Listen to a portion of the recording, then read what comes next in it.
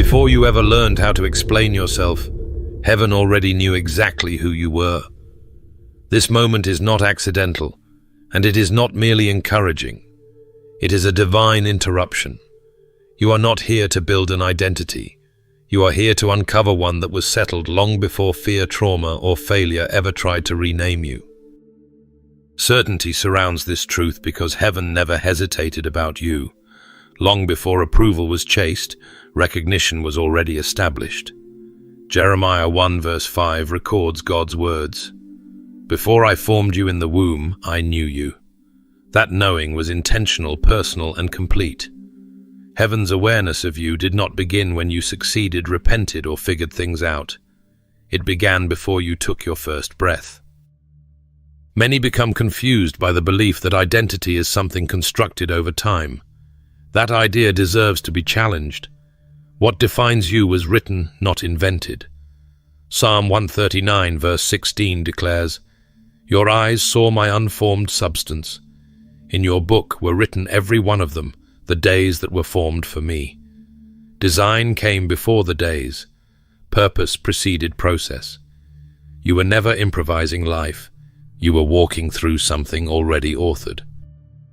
Confusion, then, is not evidence of absence. It is evidence of interference. When truth is challenged, clarity feels delayed. When calling is strong, opposition intensifies. Shame does not belong to seasons when you did not fully know who you were. Losing sight of identity does not mean it was never there. It means something tried to interrupt your remembering. The world is skilled at mislabeling. It names people by pain mistakes, survival roles, or seasons of weakness.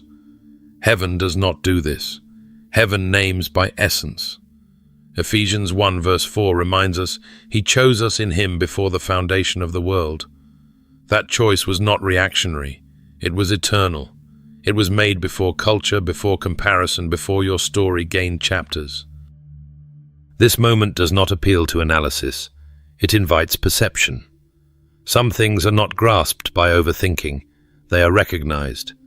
This message reaches deeper than logic because identity is not discovered through effort, but revealed through alignment. When something resonates beyond explanation, it often does so because it is ancient within you. Everything shifts when remembering replaces striving. You are not being asked to become someone new. You are being called to recall who you have always been.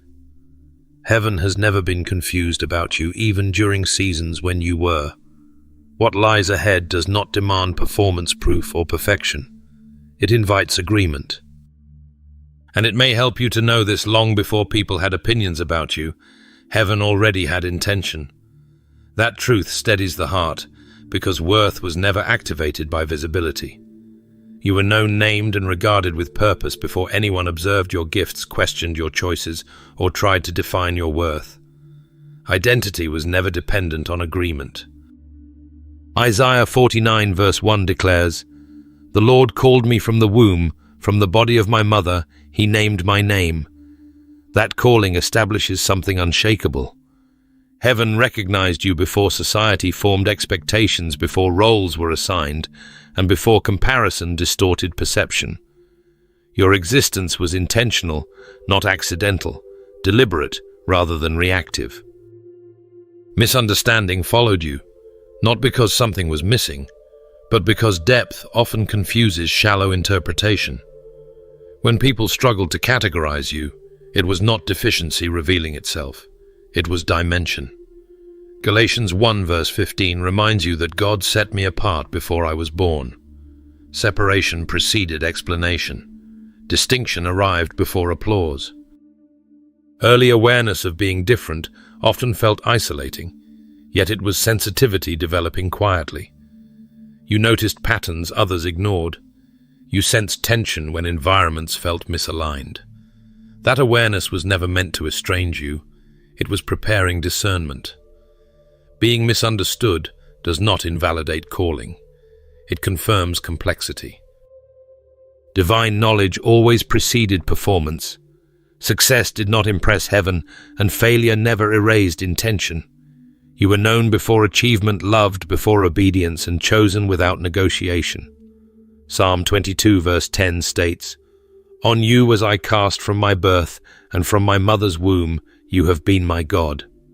That relationship was established long before outcomes ever mattered. Because calling never required consensus, opposition never had authority to cancel it. Agreement is not the currency of legitimacy. Heaven does not wait for permission to assign purpose. When people hesitated to understand you, heaven remained confident. What others questioned, God already affirmed. Life often felt overlooked, yet design provided protection. Delay guarded development. Obscurity preserved integrity. What looked like being unseen was actually being kept. You were never forgotten. You were positioned. Timing served wisdom, not neglect. Identity rooted in divine intention remains steady when recognition fluctuates. You do not need to perform for acceptance or prove value through productivity. Worth was established before contribution. This truth removes pressure and restores clarity, allowing obedience to flow without comparison. Perspective changes when you realize that misunderstanding often accompanies assignment. Depth requires time. Layers unfold gradually. People may misread seasons they cannot interpret. Heaven remains patient while growth matures. Confidence strengthens when you accept that visibility is not validation. You do not need constant affirmation to remain secure. Stability grows when identity anchors inward rather than outward. Approval becomes unnecessary when calling is settled. History begins making sense through this lens. Moments that felt confusing now reveal intention. Paths that seemed indirect show wisdom. You were not wandering, you were developing. Every season served formation, even when explanations felt absent. You were never required to announce who you were in order for heaven to respond. Silence often served growth better than exposure. Hidden seasons strengthened roots, protected intention, and filtered motivation. You learned patience while others overlooked you, yet heaven remained attentive. Stillness refined character. Waiting sharpened trust. You were shaped quietly, so future responsibility would not crush integrity. Nothing about delay was random. Guarded time, preserved clarity, teaching, restraint, discernment, and humility. The absence of attention trained you to listen deeply rather than perform loudly. This preparation built endurance, ensuring that when visibility arrives, identity remains intact. What developed in private fortified you for public purpose without dependence on approval. Maturity was positioned ahead of opportunity. Stability governed influence, and obedience guided action even when recognition later tempted distraction or comparison. Beloved, you didn't fail to belong, you refused to diminish. That distinction changes everything because it removes shame and replaces it with clarity. You were never broken for struggling to fit into places that demanded less than you carried. Resistance was not rebellion. It was integrity protecting something sacred within you. Early on, environments asked you to blend, soften, and silence parts of yourself to survive. Those attempts at conformity were coping strategies, not identity. You adapted because you were trying to endure, not because you were meant to disappear. Romans 12 verse 2 speaks directly to this tension. Do not be conformed to this world, but be transformed by the renewal of your mind. Transformation never requires shrinking. Inner resistance followed you wherever compromise was expected. That pushback was discernment, not stubbornness. You sensed when alignment was being traded for acceptance. Even without language for it, something within you refused to cooperate with patterns that limited growth. Discernment often feels like discomfort before it feels like confidence. Boundaries you did not consciously choose were divinely set. Limits on assimilation preserved authenticity when pressure mounted. 2 Corinthians 6 verse 17 instructs, "Therefore go out from their midst and be separate from them." Separation here is not superiority, it is protection. You were guarded from becoming what you were never designed to be. Discomfort increased whenever spaces became too small. Restricted environments produced restlessness because expansion was already underway. Growth creates friction when confined. That tension was evidence of enlargement, not ingratitude. You were responding to internal development that required room to breathe. Misunderstanding followed depth closely. Others labeled difference as difficulty, resistance as attitude, and discernment as defiance. Those misinterpretations say more about limitation than error. 1 Peter 2 verse 9 affirms, "You are a chosen race, a royal priesthood, a holy nation." Distinction attracts misunderstanding before it attracts honor. Progress demanded leaving familiar ground without carrying guilt. Outgrowing people and places does not equal rejection. It reflects movement. Growth beyond previous boundaries honors what was learned while refusing to remain confined. You are allowed to carry gratitude without chaining destiny. Perspective shifts when you realize you were never meant to be universally comfortable. Calling often disrupts consensus. Harmony with everyone would have required dilution. Integrity required courage.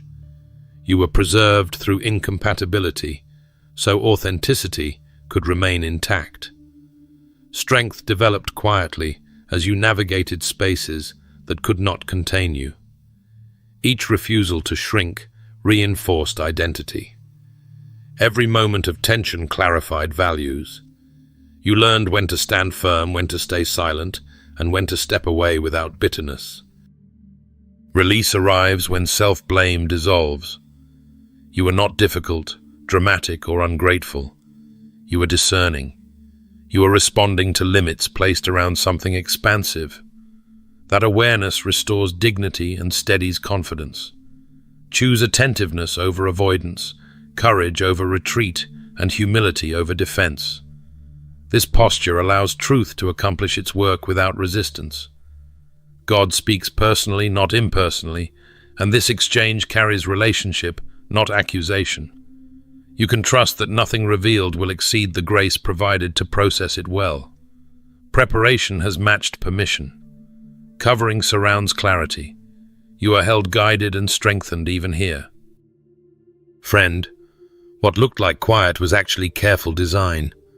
Silence was not absence, it was concealment. You were not ignored or forgotten. You were covered with intention. When attention moved elsewhere and noise surrounded others, protection was quietly at work. God often withholds exposure to guard what is still forming, because visibility without readiness can damage identity before it stabilizes and matures. Moments of obscurity feel unsettling when comparison enters your thoughts. You watched others advance publicly while your own growth unfolded privately, and that contrast created questions. Yet this difference never signaled insignificance. It reflected priority. Preservation mattered more than applause. Colossians 3 verse 3 speaks with clarity. For you have died, and your life is hidden with Christ in God. Hidden does not mean absent. It means secure and carefully kept. Concealment functioned as shielding rather than punishment. God understood the weight future recognition would carry and chose preparation over exposure. Early visibility can fracture confidence, distort motivation, and invite expectations that overwhelm integrity. Protection allowed strength to develop without interference, ensuring growth remained healthy and grounded.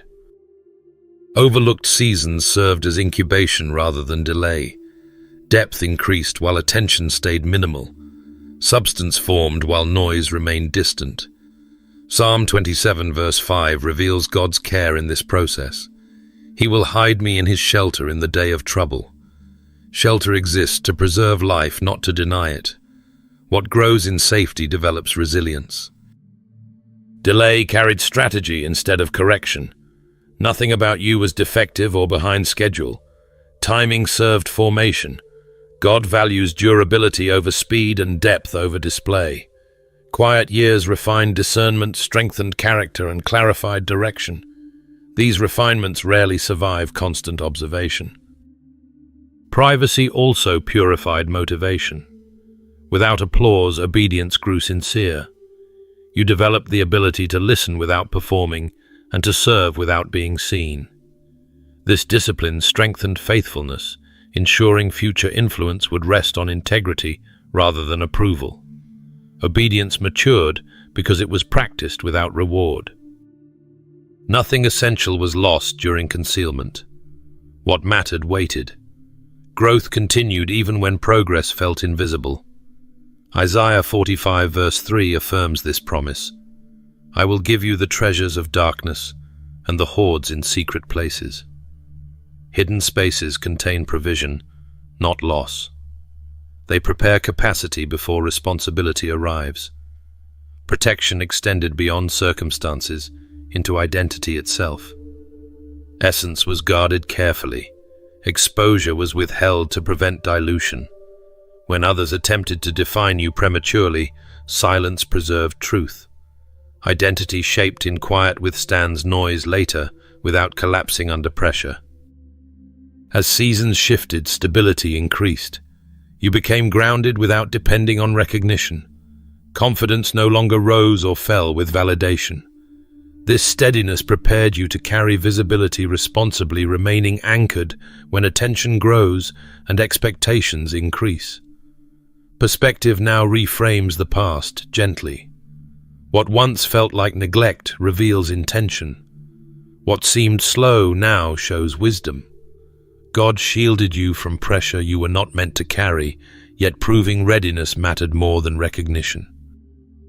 During those quiet stretches, emotional strength was cultivated. You developed the ability to process disappointment without bitterness and hope without entitlement. Waiting developed patience that applause never could. Stillness trained focus, allowing wisdom to rise without competition. This inner order now supports greater responsibility, shaping leadership relationships and purpose with balance and clarity. Those unseen years also sharpened discernment. You learned when to speak and when restraint protected peace. You recognized that not every opportunity deserved agreement, and not every invitation aligned with purpose. Silence refined awareness, teaching you to sense when movement was premature. This discernment now serves as protection guarding choices, relationships, and direction. It allows you to move with wisdom, rather than impulse, confidence, rather than urgency, and trust, rather than fear. Because concealment taught patience, you now carry stability that noise could never provide, ensuring future influence remains steady, intentional, and anchored in truth, rather than reaction or approval. And as that stability settles, something unexpected happens. This doesn't feel like change because it isn't. It feels like home. The familiarity surprises you, not because nothing is shifting, but because what is emerging already feels known. Identity awakening rarely arrives as novelty. It arrives as recognition. You are not becoming someone else. You are returning to what was always true beneath layers of adaptation. Clarity begins restoring rather than reinventing. Instead of striving to improve yourself, you sense harmony settling quietly. This restoration removes strain because effort is no longer required to maintain a role. Confidence starts feeling natural, steady, and calm. That confidence is not ego-driven. It is order returning to its rightful place. Romans 8 verse 29 reveals this design, reminding you that you were foreknown and shaped with intention. That truth reframes growth as remembrance rather than reconstruction. When coherence increases, it feels like relief because resistance dissolves. You stop pushing and start agreeing with what already exists. Intuition resurfaces with familiarity. Decisions feel clearer, responses feel measured, and discernment sharpens without anxiety. This inner knowing is not new information. It is restored awareness. You recognize patterns you once ignored and trust insights you previously questioned. Wisdom feels less forced because it reconnects you to something already planted. Trauma loses its authority in this process.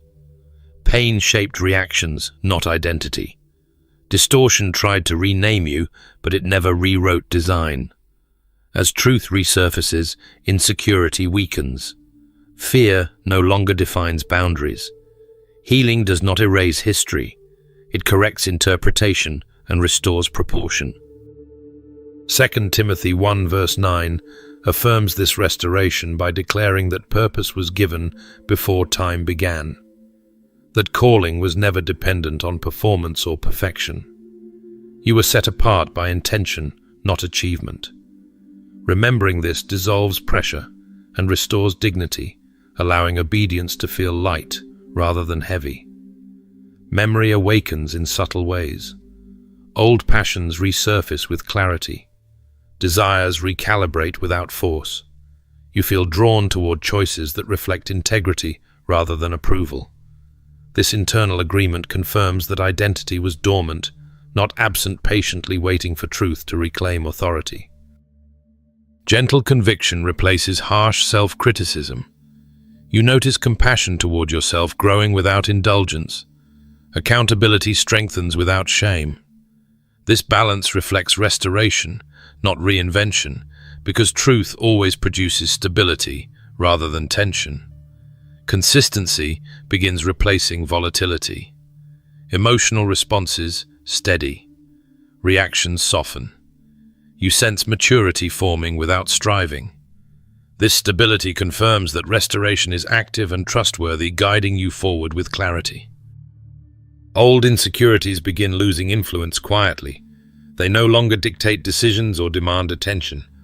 Confidence grows without needing validation. This shift feels steady because it agrees with truth rather than reaction. You are no longer borrowing identity from circumstances or defending yourself against imagined expectations. Identity emerges through unlearning rather than acquiring.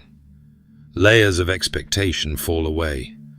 Roles that once felt necessary lose relevance. What remains feels authentic and grounded. You are not assembling yourself piece by piece. You are shedding what never belonged and releasing habits formed only for survival. Ecclesiastes 3 verse 14 speaks to the permanence of this work, stating that what God establishes endures. Restoration does not fluctuate with mood or opinion. It stabilizes direction and clarifies purpose. When alignment settles, energy returns to what matters, and distractions lose their pull. Peace deepens as remembrance continues. You recognize yourself in moments of calm clarity. Choices align with values naturally. There is less need to explain yourself because truth feels secure. Movement becomes intentional rather than reactive, guided by conviction instead of pressure. This return reshapes perspective gently. You stop measuring worth through comparison and start honoring design. Formation feels spacious rather than pressured. Identity stands firm without defense. You realize that nothing essential was missing. It was waiting for safety to arrive. Friend growth doesn't ask permission from comfort. You feel it when familiar spaces begin to tighten, not because they turned hostile, but because you expanded. What once fit now restricts breath and movement. This tension is not rebellion, it is honesty. You are responding to internal increase, not external failure. When identity stretches, environments reveal their limits, and awareness becomes impossible to ignore. A subtle shift follows that realization. You notice conversations repeating while your inner life advances. You sense routines looping while your discernment sharpens. Discomfort rises not as anger, but as clarity. This is how alignment announces itself. You are not rejecting people or places. You are recognizing capacity. Expansion exposes scale, and some spaces simply cannot hold what you now carry. Scripture speaks to this pattern without apology. In Genesis 12 verse 1, God says directly, "Go from your country, your people and your father's household, to the land I will show you." The instruction came before explanation. Separation was not punishment, it was preparation. You see the same wisdom working now. Movement begins internally before geography ever changes. That inner movement often looks like withdrawal. You speak less, explain less, and observe more. This is not coldness. This is wisdom learning restraint. Silence protects clarity. Distance preserves focus. You are not obligated to remain accessible to what no longer aligns. Withdrawal becomes a boundary that keeps purpose intact while transition unfolds quietly. Resistance sometimes rises from others during this phase. Familiar environments prefer consistency over truth. When you change, systems feel threatened, yet discomfort does not mean danger. Old spaces are not evil. They are simply too small. They served a purpose for a season, but seasons shift. Staying past capacity would require shrinking, and obedience never asks you to diminish. Light increases gradually, and Scripture names that progression clearly.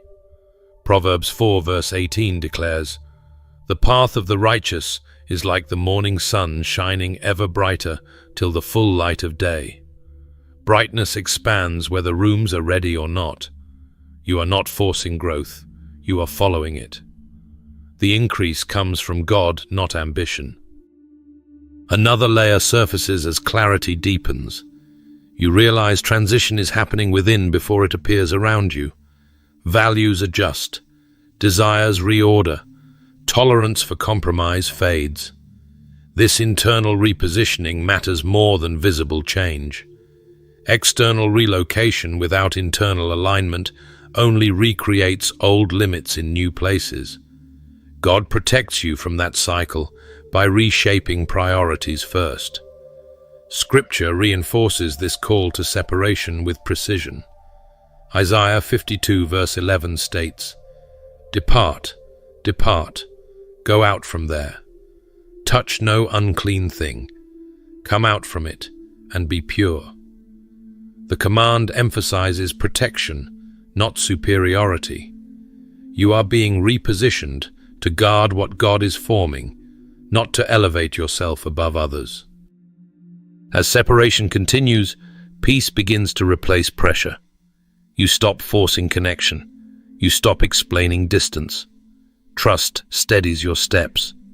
Alignment brings relief because resistance ends when direction is clear. You realize you are not losing community. You are being guided toward compatibility. What aligns will recognize you without persuasion. This phase also teaches discernment. You learn the difference between loyalty and stagnation. You recognize when staying becomes disobedience. Love does not require confinement. Growth does not cancel gratitude. You can honor what was while releasing what no longer fits. That balance preserves integrity. Protection remains the underlying motive. Repositioning shields purpose from erosion. God removes you gently, sometimes quietly, because visibility during transition invites interference. When identity expands, containment must break. This breaking is not destruction, it is release. Momentum increases once you stop resisting the shift. Energy returns where heaviness once lingered. Vision sharpens where confusion lived. You are not chasing change, you are cooperating with it. Growth carries its own gravity, pulling you toward spaces that can sustain what God entrusted to you. And once you move where obedience can breathe, what was restrained begins to be revealed. The very traits they ignored are the ones heaven is amplifying. You remember being overlooked not because you lacked value, but because your value was unfamiliar. What others dismissed as excessive, quiet, intense, or unnecessary carried weight they could not measure. Heaven never shared their confusion. Heaven recognized capacity forming beneath restraint, and timing determined when light would finally rise. A shift begins when you stop apologizing for depth. Sensitivity was never fragility. It was discernment awakening early. You noticed atmospheres, motives, and shifts others ignored. That awareness felt isolating, yet Scripture explains heaven's pattern clearly. 1 Corinthians 1 verse 27 states, "God chose the foolish things of the world to shame the wise." What appeared weak was selected intentionally, carrying insight hidden from louder voices. Perspective sharpens as isolation gains meaning. Seasons of distance were not social failure, they were training grounds. You learn to sit with truth without distraction. You learn to hear without noise. That solitude refined perception and strengthened discernment. Heaven often separates before it elevates, because clarity forms best away from influence. Depth itself was misunderstood. You processed slowly, felt deeply, and questioned sincerely. Others rushed conclusions while you searched foundations. This was not indecision. This was prophetic wiring developing patience. Daniel 12 verse 3 affirms, "Those who are wise shall shine like the brightness of the sky above." Wisdom matures quietly before it radiates visibly. Quietness carried purpose too. Silence was not passivity. It was wisdom under construction. You spoke carefully because words mattered. You listened longer because truth deserved space. That restraint guarded integrity. Authority grows stronger when speech is measured rather than frequent. Heaven values weight over volume. Gradually, validation begins shifting directions. What people once dismissed starts drawing attention. Not because you changed your essence, but because timing aligned. Private truth meets public recognition without striving. This alignment confirms heaven's consistency. What was always present now becomes visible. Scripture names this unveiling directly. Matthew 5 verse 14 declares, "You are the light of the world. A city set on a hill cannot be hidden." Light does not argue for attention. It simply appears when concealment ends. Illumination happens naturally when God removes covering. Authority rises differently than influence manufactured by effort. You do not announce credibility. It emerges through presence. Confidence flows from alignment, not performance. You stand without force, speak without defensiveness, and lead without urgency. Heaven establishes authority quietly, then reveals it steadily. Misunderstood traits now become points of reference. Sensitivity guides decisions. Depth stabilizes leadership. Discernment protects boundaries. What once felt like liability proves essential. Heaven never intended these qualities to disappear. They were preserved until maturity could sustain responsibility. Even now, humility remains your anchor. Recognition does not erase dependence. Visibility does not replace obedience. You remember the hidden seasons and carry their lessons forward. Gratitude grounds you. Awareness keeps you steady. Contrast clarifies the journey. Those who dismissed you lacked language for what they observed. Heaven never needed explanation. Validation does not arrive through apology or defense. It arrives through fruit. Momentum increases as illumination spreads. Opportunities align with capacity. Connections match calling. Influence expands without compromise. You remain rooted while reach grows outward. This balance confirms divine orchestration. Identity settles deeper as affirmation comes from God rather than crowds. Stability replaces striving. Purpose clarifies direction. You move forward without urgency because timing cooperates. Heaven amplifies what was always true. Illumination also corrects memory. You revisit moments of dismissal with new understanding. Pain loses authority when purpose is revealed. The past no longer defines you. It instructs you. Each overlooked detail now fits the pattern. Nothing about your design was accidental. Heaven layered meaning into every trait, every pause, every delay. The same God who observed quietly now affirms openly. Growth feels steady, not rushed. You recognize that clarity arrived because readiness was complete. Confidence rests without arrogance. Gratitude deepens without shrinking vision. You trust the process because results confirm wisdom. What once felt invisible now carries unmistakable impact across rooms, conversations, and decisions. This time your strength comes with boundaries. Power is returning to you without recklessness, without apology, and without the pressure to prove anything. What once surged without guard now moves with intention. You feel it settling differently, steady, instead of scattered, confident, instead of reactive. Power no longer rushes ahead of wisdom, it walks beside it. Earlier seasons taught you to give everything quickly. You poured time, care, attention, and effort wherever need appeared. That was not weakness, it was unguarded power. You carried capacity before you carried discernment. Now understanding reframes the past kindly. You were powerful before, but ability without boundaries invited depletion. Maturity did not remove what you carried, it refined how it functions. A shift becomes clear as identity stabilizes. Boundaries rise naturally when self-understanding deepens. You stop explaining every decision or absorbing every demand. Authority rests quietly inside you, not borrowed from approval. Luke 10 verse 19 speaks directly to this grounded authority. I have given you authority to trample on snakes and scorpions and to overcome all the power of the enemy. Nothing will harm you. Authority does not require chaos to function. With that authority, discernment replaces people-pleasing. You recognize when yes weakens integrity and when no protects purpose.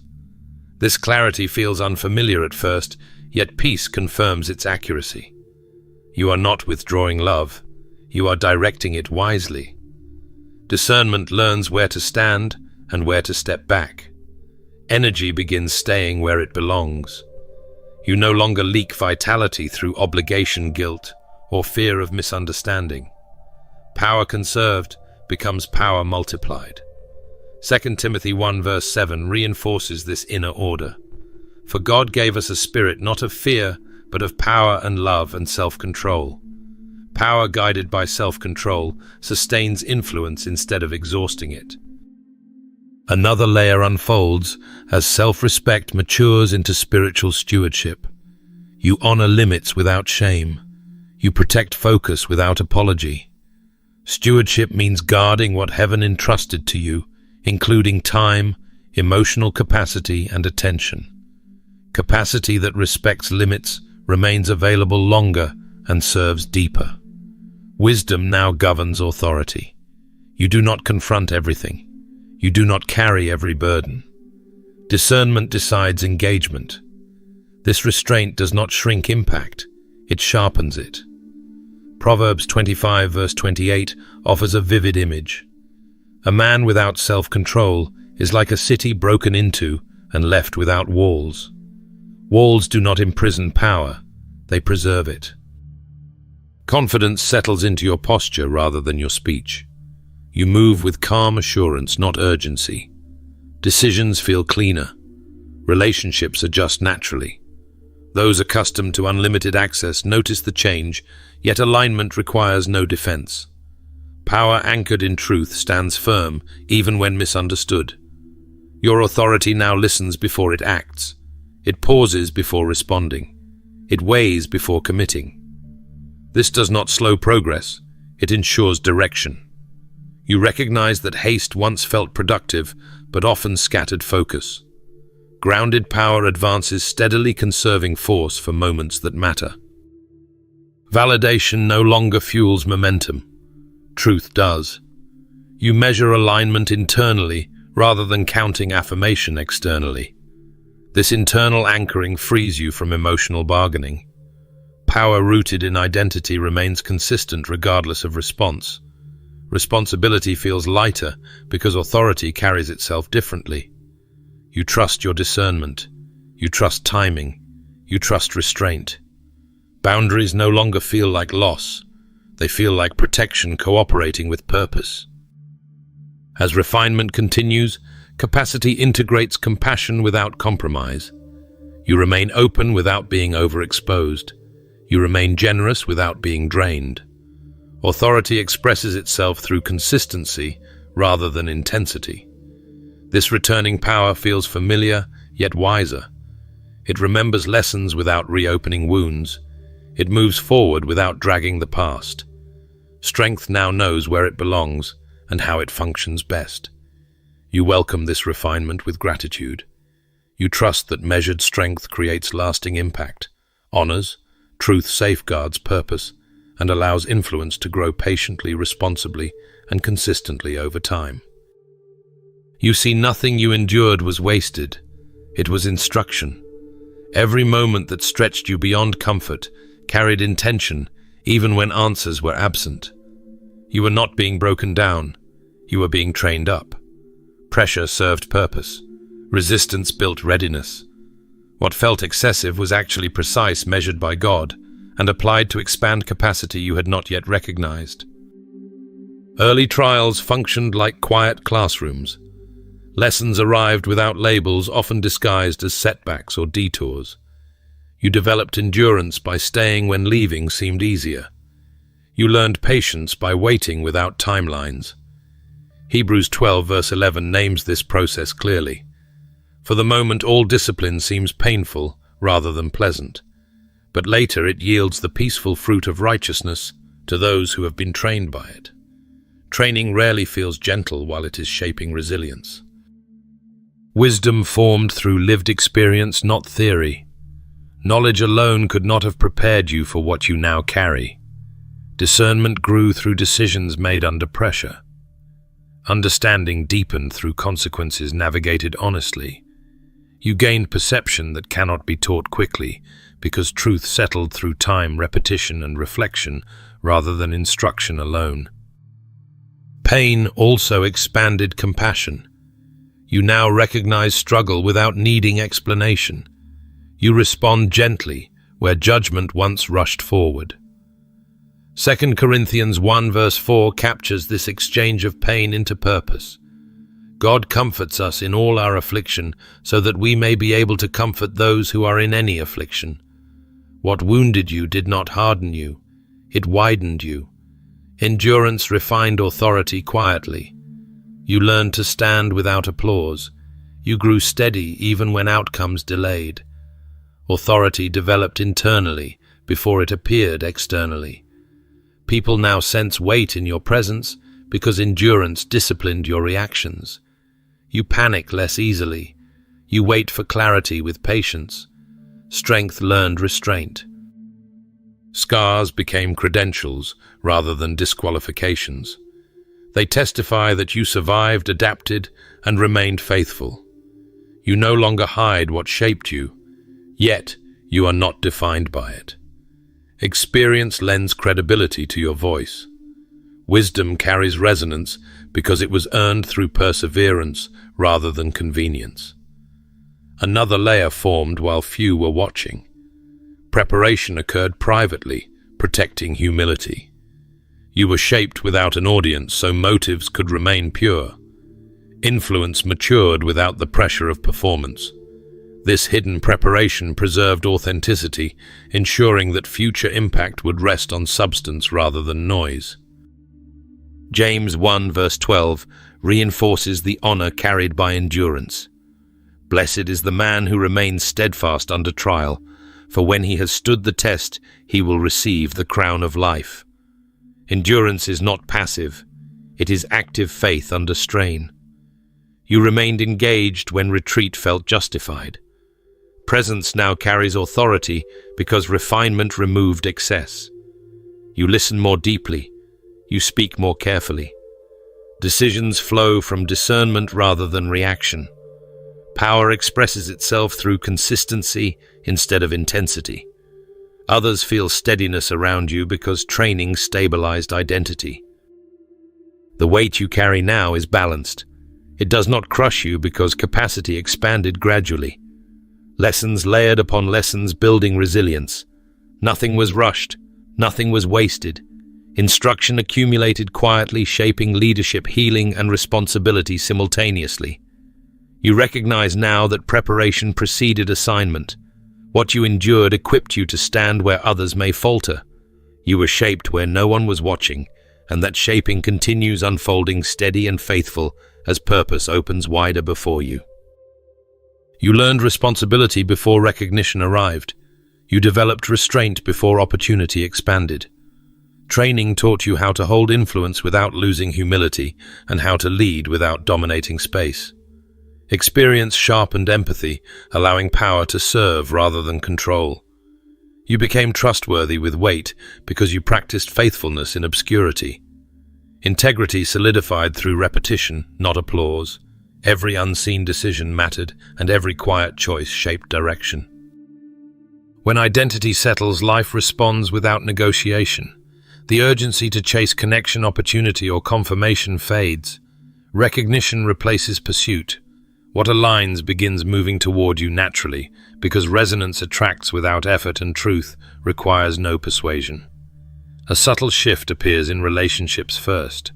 Conversations change tone. Expectations adjust quietly. Some connections deepen with ease while others loosen without conflict. This is not loss, it is accuracy. You stop forcing proximity to maintain belonging. Order allows relationships to organize themselves around truth rather than obligation. Movement continues as opportunities begin matching who you are becoming. You notice doors opening that once required explanation. Invitations arrive without striving. Revelation 3 verse 7 declares, "What he opens, no one can shut, and what he shuts, no one can open." Open doors now cooperate with identity instead of testing endurance. This cooperation removes pressure. The need to audition for purpose disappears. Work fits capacity. Assignments match maturity. Timing feels intentional rather than rushed. Alignment accelerates momentum because resistance stops draining energy. Effort shifts from forcing outcomes to stewarding opportunities. Misplaced connections fall away peacefully. There is no need for confrontation or defense. Distance forms naturally where resonance fades. This quiet separation protects focus and preserves clarity. You trust this process because stability is no longer rooted in consensus. Authority stands without explanation.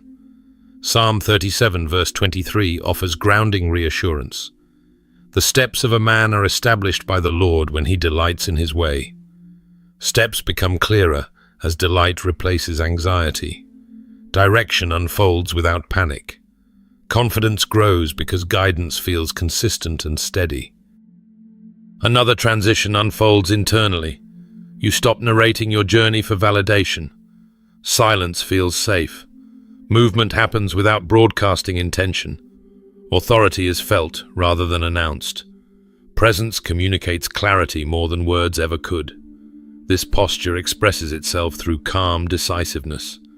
Acceleration follows stability. Destiny moves faster once identity holds firm. You recognize this momentum not as haste but as flow. Events line up efficiently. Timing synchronizes. Energy stays conserved because distractions lose their grip. Focus sharpens naturally. Isaiah 60 verse 1 captures this moment vividly. "Arise, shine, for your light has come, and the glory of the Lord has risen upon you." Light does not struggle to be seen. It reveals itself. Alignment illuminates direction without demanding explanation. You notice how ease replaces effort. What once felt heavy now feels fitting. Responsibilities feel manageable because they match growth. Peace accompanies decisions confirming accuracy. Movement feels familiar, almost expected. This clarity also refines discernment. You recognize quickly what belongs and what does not. Boundaries feel intuitive. Choices feel cleaner. The internal wrestling for permission to honor truth subsides. Stability anchors action. Forward motion becomes consistent rather than dramatic. Progress stops relying on motivation spikes. Faithfulness sustains momentum. You remain present, responsive, and grounded. Alignment holds you steady even as pace increases. You also recognize that explanation is unnecessary. Those meant to understand will recognize truth instinctively. Those who do not fall outside your responsibility. Peace confirms direction. Confidence rests quietly within. Perspective reshapes how you perceive challenges. Obstacles lose their power to intimidate and begin to inform instead. You evaluate situations calmly responding instead of reacting. Confidence grows because identity provides reference. Even uncertainty feels navigable. You trust that unseen details are being adjusted in time. Beloved, this is not your arrival, it is your unveiling. What stands before you now is not a finish line, but a revealing of what has been forming with intention and patience. You are not stepping into something unfamiliar. You are stepping into coherence. Identity no longer lives in theory or hope. It is becoming embodied, lived, and expressed with quiet confidence. A shift has occurred internally that words can barely capture. Fragmentation gives way to wholeness. Competing versions of yourself stop arguing for control. Spiritual clarity settles your decisions, stabilizes your emotions, and simplifies your direction. You move without inner resistance because alignment has replaced striving. This clarity does not shout, it steadies. Confidence now flows differently. It does not push, persuade, or perform. It rests. You trust what has been shaped within you. Movement feels natural, not forced. Progress unfolds without anxiety because purpose is no longer something you chase, it is something you carry. Destiny responds to alignment the way doors respond to keys. Romans 8 verse 19 names this moment with precision. For the creation waits with eager longing for the revealing of the sons of God. Revelation does not require effort. It requires readiness. What has been forming inside you now meets its proper time to be seen, not for attention, but for assignment. You sense how purpose advances organically. Opportunities connect without manipulation. Conversations open pathways without strain. Timing feels deliberate rather than rushed. You are not trying to prove capacity, you are responding to invitation. This ease confirms that heaven's affirmation outweighs former doubt. Another assurance anchors you as momentum builds. Philippians 1 verse 6 declares, "He who began a good work in you will bring it to completion at the day of Jesus Christ." Completion does not mean exhaustion, it means fulfillment. The work continues, but it carries assurance instead of uncertainty. This unveiling also restores dignity where labels once lingered. Isaiah 61 verse 3 speaks of God giving a crown of beauty instead of ashes. The residue of past misinterpretation no longer clings to you. Identity integrates without conflict. Healing expresses itself through steadiness. A new chapter of embodiment begins here. You live what you know. You act from truth rather than reaction. Presence communicates more than explanation ever could. You are available without being exposed, strong without being rigid, confident without being distant. This balance reflects maturity. Even movement feels gentler now. You honor pace. You respect process. You recognize that growth does not require force. Trust governs steps. Peace confirms direction. Identity remains anchored while expression expands. Nothing about this unveiling demands haste. Depth continues forming even as visibility increases. Faithfulness remains central. Alignment remains protected. You are not becoming someone else. You are finally living as who you are. Walk gently, not because you are fragile, but because you finally know who you are. Before we close this message, I invite you right where you are to pause and join me in a fervent prayer. Open your heart, quiet your thoughts, and step into this moment together. Father God, we come before you with gratitude and reverence. We thank you for your presence that meets us wherever we are, not as we pretend to be, but as we truly are. You are faithful, patient, and deeply attentive to every detail of our lives. Today we pause to acknowledge you, to honor you, and to recognize that you have always known us more fully than we know ourselves. We thank you for the way you have carried us through seasons when we questioned our worth, our direction, and our place. Even when we felt unseen or misunderstood, you never lost sight of us. You never confused our struggle with our identity. You never mistook our waiting for weakness. You remained steady while we were still becoming aware of who we are in you. Lord, we praise you for the work you are doing beneath the surface. Even when progress felt invisible, you were shaping character, strengthening resolve, and aligning purpose. Thank you for protecting us from becoming something smaller than what you designed. Thank you for closing doors that would have confined us, and for opening space where growth could breathe freely. Right now, God, we surrender every false label, every limiting belief, and every voice that tried to define us apart from your truth. We release the need to perform for acceptance. We lay down the pressure to prove ourselves. We choose to receive who you say we are, even when it feels unfamiliar or stretching. Teach us to stand in that identity with humility and confidence, not striving, not hiding, but resting in assurance. We ask you to renew our minds and steady our hearts. Where fear has tried to shape decisions, replace it with clarity. Where insecurity has lingered, establish confidence rooted in you. Where old narratives still echo, gently quiet them and replace them with truth that brings freedom and strength. Let us recognize when we are stepping into growth rather than retreating into comfort. God, we thank you for the courage you are awakening within us. Not a loud or reckless courage, but a grounded strength that allows us to show up fully, speak honestly, and move forward faithfully. Teach us how to walk in alignment with who you created us to be, even when it requires change, even when it challenges familiarity. We praise you for your timing. You are never early, never late, always intentional.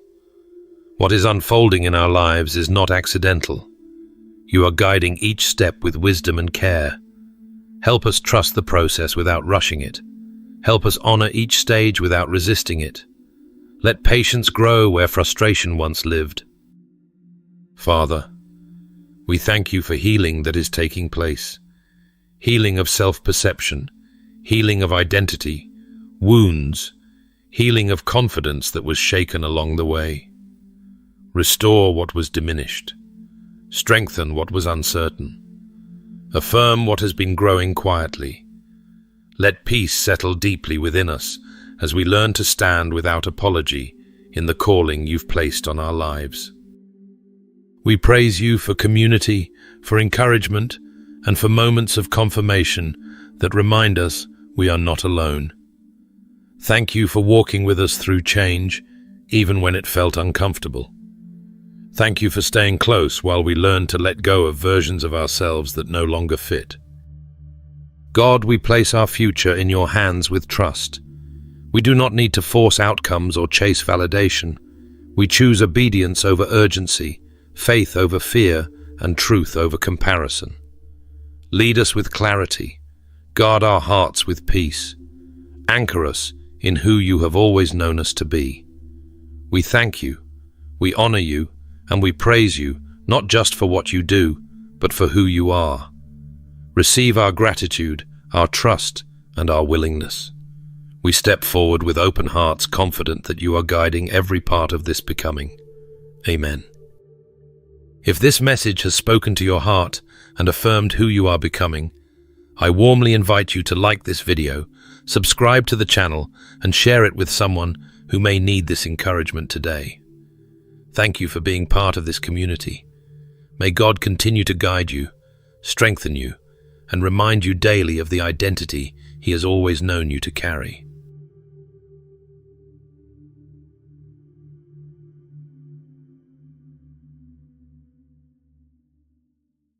Welcome to C.S. Lewis Unbound, where the veil is shredded and the truth stands unshaken. You didn't stumble upon this video by accident. Heaven has a message for you, and the timing is divine. Because right now, yes, right now, God is doing something in the lives of those who thought they were untouchable. You know the type. The smooth talkers. The master manipulators. The ones who walk like they own the world and trample others without remorse. They thought everything was hidden. They thought the cost of their wickedness could be buried under charm, spin, and power. But here's the truth. Heaven knows. And heaven says, enough. Let's get one thing clear from the beginning. Someone has been deceiving you. Deliberately. Skillfully. Repeatedly. They wore the costume of virtue while orchestrating darkness behind closed doors. They played the part of a friend, even a savior, but secretly operated as the destroyer. They caused you to question your own sanity, your worth, your intuition, and your faith. They poisoned relationships, planting seeds of doubt while harvesting control. And then, walked away looking untouched while you were left to pick up the broken pieces they scattered across your life. But here is the divine intervention that heaven has orchestrated. Light just entered the room, and shadows started running. What they buried, God is digging up. What they silenced, God is now amplifying. What they manipulated, God is clarifying. Judgment is not just approaching, it's already started. And this isn't karma. This is justice, divine justice. It's real, and it's coming after them like a storm with a name and a purpose. Chapter 1. When God says enough. The moment that breaks the silence. There is a sacred moment in every spiritual battle where heaven stands up, not slowly, not subtly, but in full authority, and says, "This ends now." You may have looked around and wondered, "God, do you see this? Are you going to do anything?" And maybe, in the silence, you lost hope. But the silence wasn't abandonment. It was preparation. God isn't a pacifist when it comes to his children being exploited. He is a strategist. And while you were submitting in prayer, laying your wreckage at his feet, he was architecting a takedown. Because God doesn't act impulsively. He acts decisively. Narcissists mistake that delay for divine approval. But in reality, they were only buying rope with which they'd eventually hang their own reputation. Their charm built the tower. Their manipulation formed the bricks. Their entitlement placed the crown on their head. But now that same tower is crumbling, and God's hands are nowhere near it. They're just watching, as it collapses under the weight of every lie they told. The mask is cracking. And the show is over. Chapter 2. When pride forgets that judgment has eyes. You have to understand something about narcissists. They never believe they'll get caught. They don't just lie. They live the lie. They breathe it. Eat it. Feed others with it. They build temples to it. But you know what God says?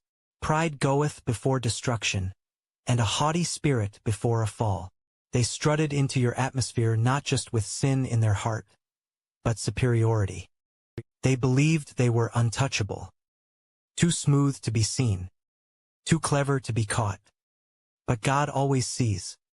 God is not impressed by eloquence or cosmetics. He doesn't need evidence. He is the evidence. And when God chooses to uncover something, there's no hiding. So while they preened and postured, the spiritual subpoena was already being issued. Their judgment had been scheduled even before they committed their crimes against your soul. And now that appointment is being kept perfectly on time. Chapter 3. Everything they hid? It's all coming out. One layer at a time. You may not have seen it yet, but make no mistake. The exposure has already begun. You'll recognize the signs. Their confidence starts cracking.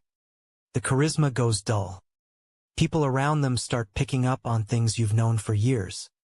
The whisper campaign they began against you, it starts finding its way back to them, except louder and sharper.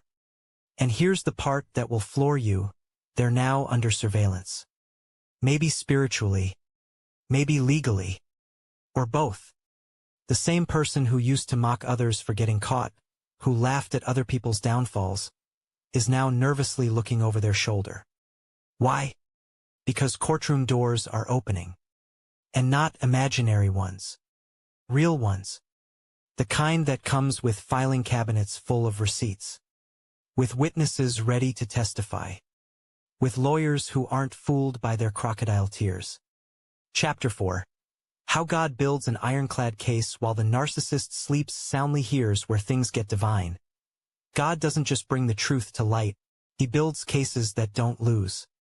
While they were sleeping under the illusion of invincibility, God was collecting every conversation, every document, every confrontation, every manipulation tactic they thought was harmless or untraceable. And unlike human memory, he forgets nothing. Every time you asked a question and got gaslit, every time they twisted your words, every time they staged the narrative so you looked like the problem, God recorded it all. God doesn't traffic in rumor. He doesn't build arguments on assumptions. When he reveals something, it is timed, precise, and undeniable. The narcissist will not only be accused, they'll be undeniable to themselves. They'll hear their own voice. They'll read their own texts. They'll watch their own shadow betray them. And when it all comes crashing down, no one will be able to say it wasn't deserved. Chapter 5. The legal judgment arrives, and it doesn't knock softly. Now we arrive at the part where most of these manipulators never imagined they'd end up. In a courtroom.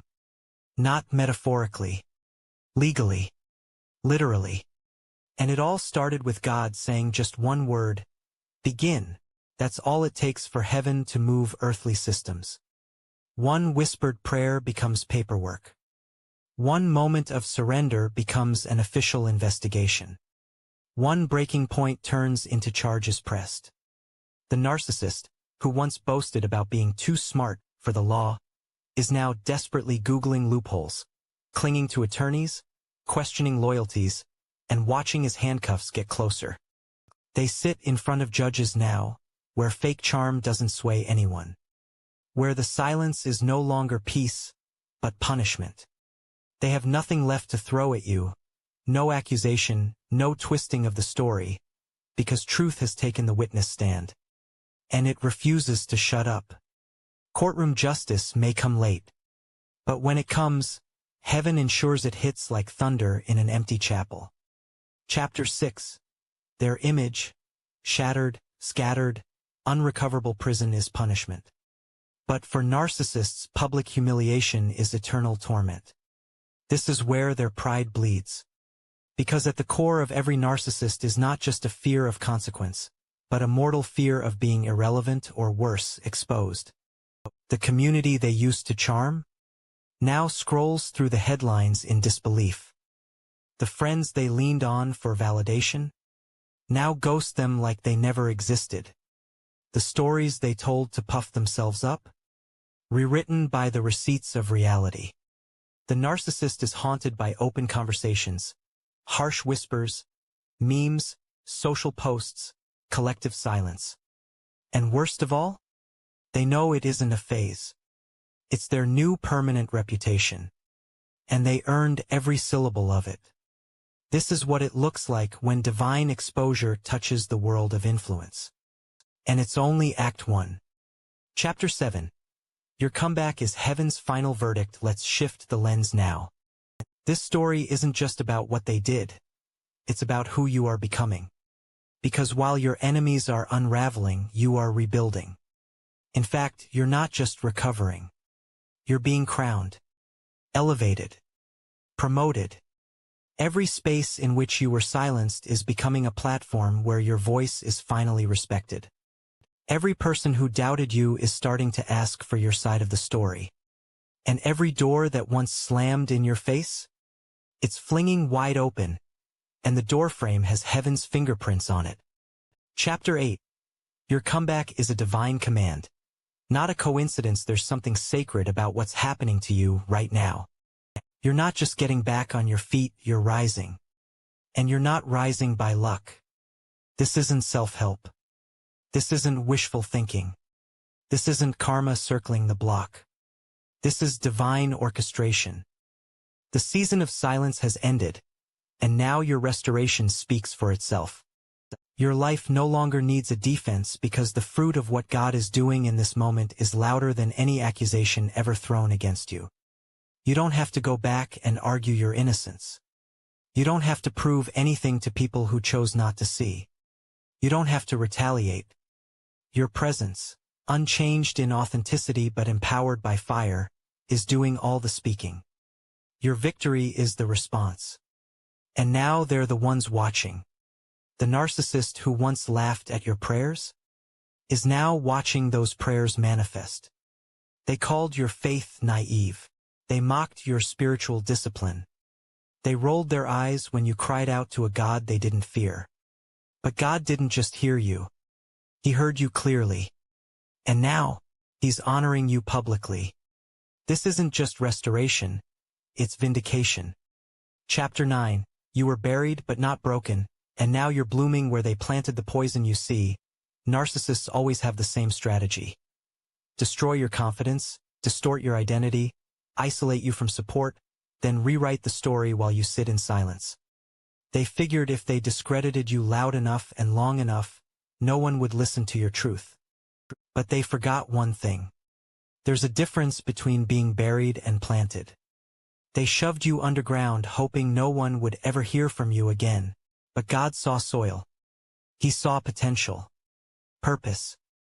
A calling too important to let rot. And in your darkest place, God allowed the cutting to become the cultivating. And now here you are, growing, glowing, becoming everything they said you'd never be, without even looking in their direction. Because now, when they look at what you've become, they can't deny God was with you all along. Chapter 10.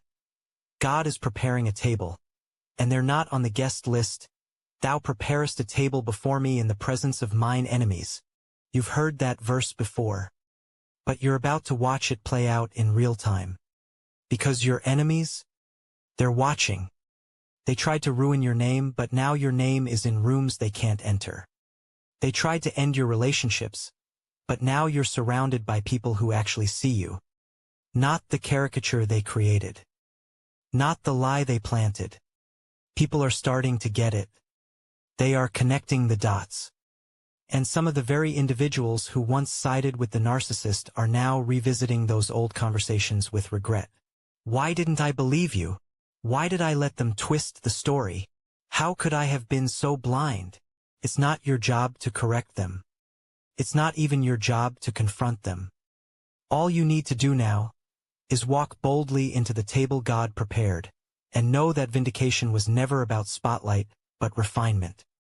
You sat in silence for so long, you forgot what your voice sounded like. Now, God's placed a microphone in your clarity and turned the volume on. They can't silence this. Chapter 11. Your victory is public because your pain was public. Let's talk about the why. Why is God making your elevation so visible? Why are people who never liked or supported you suddenly witnessing your breakthroughs from the sidelines? Because your pain wasn't hidden. You bled publicly. You were humiliated in plain sight. You were lied on so loudly, people assumed it had to be true. God saw that. And now? He's making sure your healing is just as visible as the hurt. Every open door, every phone call of apology, every article, every friendship restored, every favor that lands in your life, it all echoes heaven's decree. This one was always chosen. And I do not lose what's mine. This is redemption God style. Not for clout, not for revenge, but for glory. His glory. You suffered privately in faith. Now you're being rewarded publicly in favor. That's the economy of heaven. Chapter 12. They lost what they never deserved. Access to you. Here's the irony. The thing that hurts a narcissist the most? Irrelevance. It cuts deeper than shame. Because as you rise, as your blessings pour in, as peace wraps itself around your heart like a warm coat after a long winter, the narcissist is forced to confront absolute rejection. Not from you, but from God. They're not upset about your success. They're devastated that they are no longer in the storyline. You are no longer triggered by their games. not losing sleep over their latest smear tactic, not responding to their attempts at hoovering, not anxious when they resurface. You're simply not interested. And that apathy, that quiet strength, it annihilates their ego. Why? Because they never actually wanted you, they just wanted to control the emotional access to you. But now that door is locked, shielded, anointed, and they no longer even have the key, not because they lost it but because God melted it down. Chapter 13.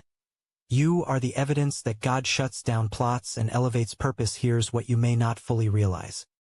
You're not just living in the blessing, you are the evidence. Your journey has become the sermon. And not just for you, but for others who are watching, praying, hoping. They may be silently suffering the same attacks you survived. But now they look at you and whisper, if God did it for them, maybe He'll do it for me too. Your existence is proof that restoration is real. Let them keep trying to revise the past. Let them manipulate the timeline. The truth is standing, and it's smiling. Because the victory was never really about them. It was always about you learning who you were without them. Your anointing, your strength, your beauty, your destiny. None of it came from their approval. They just distracted you from it. But not anymore. Chapter 14. Heaven doesn't just restore, heaven multiplies. Listen closely. God is not in the business of giving you back what you lost in equal proportions. He's the God of double for your trouble. The rest of this year, the coming season of your life, it's not just going to be different. It's going to be divinely disproportionate. What does that mean? It means you'll experience peace far bigger than the seasons of chaos you endured. You'll have joy deeper than any grief that tried to drown you. You'll receive love so real that it deletes all memory of counterfeit. God didn't save you from the narcissist just to give you survival. He's elevating you with strategy, territory, joy, authority, freedom. And now, the lies they built are not just collapsing. They're being used by heaven as bricks to build a testimony that heals nations. Chapter 15. When the mask turns to glass, and everyone sees, this is where it gets personal. Because the narcissist isn't just in jail, under investigation, or losing access. They're being seen. Truly seen. The mask they wore for so long? It's become transparent. People hear the same voice, watch the same person, but now everything just sounds off. The smile looks forced. The words seem hollow. The charm is layered in panic now. Their performance feels pathetic instead of persuasive. God is doing something supernatural. He's giving the people around them spiritual insight. Those who once blindly supported them are now seeing their tone, their lies, their inconsistencies, the red flags they ignored for too long. This isn't a smear campaign. It's a divine removal of fog. Once hidden by charisma, the narcissist is now naked in truth, and no clever tactic can dress them again. Chapter 16. When the applause dies, so does the narcissist's power. For so long, they fed off the applause. They lived for the admiration they didn't earn honestly but engineered. They knew just what to say, how to phrase it, when to cry, how to wear humility like a prop instead of a posture. They worshipped one thing above all else, perception. But now, the lights have gone out on their show. The stage is empty. The curtains have closed. There's no audience left. And they finally begin to feel it, the horrifying silence they created. Their ego? Starving. Withering. Collapsing inwards. No one's validating. No one's praising. No one's correcting you on their behalf. The flying monkeys have flown elsewhere, retreating into the shadows, distancing themselves to protect their own reputations. Let that sink in. They built a kingdom of mirrors, and now not a single reflection is smiling back at them. Chapter 17. Hell isn't fire for them. It's isolation and irrelevance you see. For you, justice feels like healing. But for them, Justice feels like irrelevance. And that is worse than punishment. Worse than time. Worse than charges. Worse than their name in the headlines. Their worst fear has come true. They are no longer in control of what others believe. Their voice doesn't reach the same ears. Their opinions no longer matter. Their attempts to set the record straight fall flat, don't land, sound desperate. Because when God shifts the atmosphere, delusion has no air left to breathe. Even their body language betrays them now.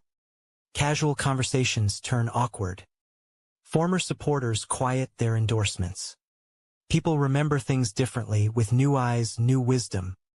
And the narcissist realizes something that sends their soul into spiraling dread.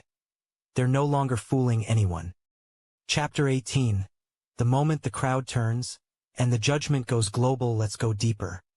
Because this final part is important. Every narcissist survives as long as the crowd believes the image. But what happens when the crowd wakes up? What happens when your neighbors, former friends, co-workers, or faith communities stop making excuses? What happens when people suddenly remember the time they interrupted you and laughed while you cried? The subtle digs they masked as concern. The weird chill in the room whenever they entered. At first, the shift is subtle, a pause when their name is brought up. But then someone brings receipts. Someone else comes forward. And before long, the conversation shifts. Stories are pieced together. Patterns are recognized. And suddenly, eyes open. And they no longer just fall from grace. They plummet. Loudly. Publicly. And here's what's astonishing. This moment, their collapse, is the moment your credibility is finally crowned as truth. And it hits. Oh, does it hit? Because now, everyone sees clearly what you carried in silence. Chapter 19, you're not just exonerated, you're respected. There's a difference between being released from judgment and being respected for surviving it. People don't just stop believing the narcissist, they start believing you. They start seeing strength instead of shame. Wisdom instead of weakness. Boldness instead of bitterness. And they say things like, I had no idea what you were going through. Now I understand why you pulled away. I see you differently now. I respect you. God is restoring every part of your image that their lies tried to stain. You no longer sit at the table explaining yourself. You sit at the table and others initiate the apologies. And God ensures the reconstruction of your reputation doesn't come from flattery. It comes from honor. And that honor is your inheritance. Chapter 20. Divine Elevation. The promised reward for pain you didn't deserve. This is where the narrative flips. Entirely. From defensive to dominant. From survival mode to spiritual mandate. God's word says, humble yourself under the mighty hand of God, that he may exalt you in due time, and due time has arrived. This elevation is not just for comfort, it's for calling. He didn't bring you through this for you to simply feel better. He ordained this journey because there are thousands coming behind you, praying the same desperate prayers, trapped in toxic cycles, battling untreated narcissistic abuse. And now, you are a lighthouse in their storm. You are a voice that speaks where others were silenced. You are a survivor, yes, but you are now also a shepherd. That's what God does. He never wastes pain. He recycles it into power. You're being elevated not instead of your wounds. You're being elevated because of them. Chapter 21. The narcissist watches and can't do a thing about it. Let's pause and name one more thing. Because it matters. The narcissist sees all of this. And they're powerless to stop any of it. They see your influence growing. They hear your name in circles they can't touch. They watch your joy, your new tribe, your peace, and realize that their opinion, their presence, their tactics mean nothing now. They are utterly irrelevant to your purpose, and you are unreachable to their poison. And that is the final judgment. Not a sentence from the courts. Not gossip. Not even the loss of reputation. No. Judgment is watching you flourish in a life they tried to sabotage, and realizing they will never again hold that kind of access to a story that never belonged to them. Chapter 22. Your story was never a tragedy. It was a testimony in disguise. We've come a long way. But we can't end without this reminder. You weren't ruined. You were reshaped. That trauma didn't disqualify you. It refined you. Those tears weren't wasted. They were sown as seeds of supernatural harvests. Don't call it rock bottom anymore. Call it foundation. Because from here, you're building the kind of life that no narcissist, liar, manipulator, or bitter soul can tear down. You're surrounded now by truth. You walk with discernment. You carry a wisdom that scares darkness. And not because you asked for the battle, but because you trusted the one who fights it with you. Chapter 23. The crown was always yours. Now you just get to wear it. This is your coronation moment. You may not hear trumpets. You may not wear an actual crown. But in the spirit, you are adorned, covered, chosen. You're no longer the same version of you that entered that toxic season. Something older broke off. Something eternal awoke. And now destiny has your full attention. God didn't allow this pain to define you. He used it to reveal you. The crown was always yours. Now finally you get to wear it. Chapter 24. One final word. God is not just exposing them. He's revealing you. Let's end where we began. Yes, God is exposing the narcissist. Yes, the lies, the image, the deception. All of it is collapsing. But that's not the only reveal taking place. God is revealing you. The version of you that was hidden under trauma. The version of you that forgot how powerful your voice was. The version of you that stayed silent to keep the peace while hell raged around you. That version is out now. Unstoppable now. Appointed now. This was never just a false story for them. It was a rising story for you. Your turn now. Speak it out loud if this is your confirmation, your moment, your breakthrough. Drop this in the comments below. God is revealing the truth. Declare it boldly. Testify with no fear. Tag someone who needs to know their peace is coming. Because together we're rising not to repeat the pain, but to rewrite the possibilities. The narcissist fell.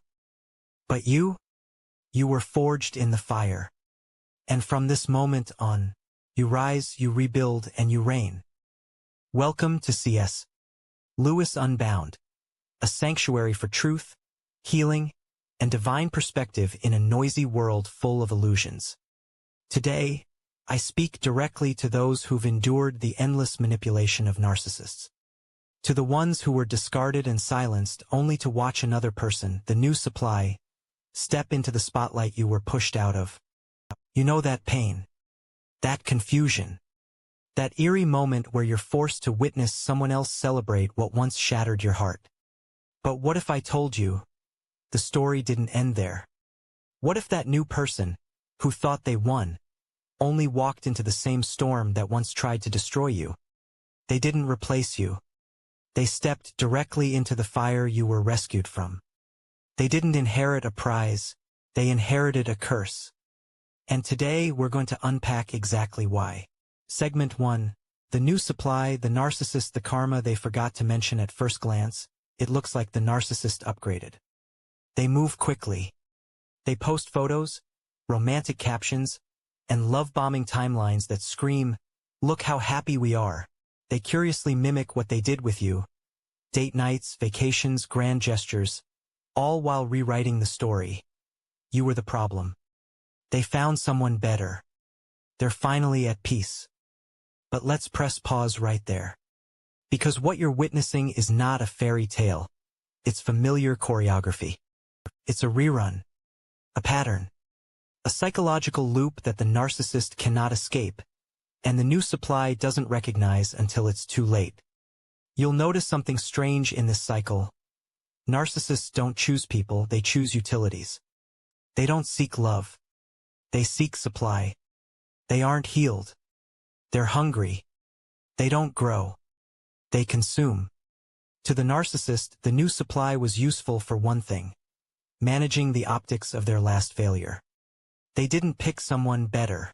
They picked someone easier to manipulate. And the saddest truth of all? The reward for being chosen by a narcissist is trauma.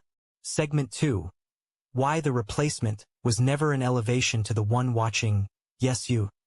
You spent months if not years wondering, was I not enough? If they're so happy now, does that mean I was the broken one? Why did they treat me so cruelly but give the next person so much praise and attention? Let me quiet those doubts forever. You were never replaced, you were rescued. You didn't lose out on a relationship, you dodged a long-term curse. That narcissist didn't become a better person for someone else. Their manipulation simply found a person it could last longer with. Not because they were stronger, but because they were less prepared. The narcissist exploited your strength until it threatened them. You asked questions they couldn't answer. You held boundaries they couldn't break. You had a soul they could not own. So they did what predators always do, they moved on to easier prey. But easier doesn't mean better. And what seems like chemistry is just a recycled script. To the new supply, it felt like a reward. To the narcissist, it was just resupply. Segment 3, false love, fast tracks, and the illusion of intimacy. Let me tell you what the new supply saw in those early days. They saw charm, not realizing it was a performance. They saw obsession, not realizing it was surveillance. They saw loyalty, not understanding it was manipulation in disguise. The narcissist mirrored you first, using everything they learned through your beauty, boundaries, and brilliance against someone else. They repackaged the love they rejected into strategies they could weaponize. But the new supply only saw the surface, not the strategy. At first, it was euphoric. Narcissists know how to make a person feel chosen, seen, adored. And for someone who may already thirst for validation, it's intoxicating. Fast love feels real. Fast bonding feels deep. But it's just speed, not substance. Then the cracks show. Slowly, subtly, strategically.